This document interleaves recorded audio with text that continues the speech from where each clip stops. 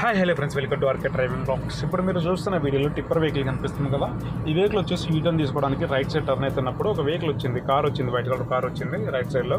అయితే సడన్గా ఆయనకి టర్న్ చేసుకుని రావాలి డ్రైవర్కి. ఆల్మోస్ట్ ఒక 15 నిమిషాలు ట్రాఫిక్ జామ్ అయిపోయింది ఇక్కడ. ఈ వీడియోలో మీకు కనిపిస్తుంది 1 నిమిషం, వాస్తవానికి అయింది మాత్రం 15 నిమిషాలు ట్రాఫిక్ అక్కడ. అయితే వీళ్ళు ఫ్రీ టైంలో వీళ్ళకంటూ ఒక టైం ఉంటుంది, టిప్పర్ వెహికల్స్కి హెవీ వెహికల్స్కి ఒక టైం ఉంటుంది. ఆ టైంలో వీళ్ళు వచ్చారంటే కనుక వాళ్ళు ఎక్కడ పడితే అక్కడ యూటర్న్ తీసుకుని వెళ్ళిపోవచ్చు. ఏంటంటే ట్రాఫిక్ని అవాయిడ్ చేయడానికి వీళ్ళు కూడా అడ్డదొడ్డంగా దూరడానికి ఇట్లా ఫ్లైఓవర్ల కింద దాని కింద దీని కింద దూరి టర్నింగ్లు తీసుకుంటూ ఉంటారు. ఇలాంటి సందర్భాల్లో ఏమవుతుంది అంటే ట్రాఫిక్ జామ్ అవుతుంది.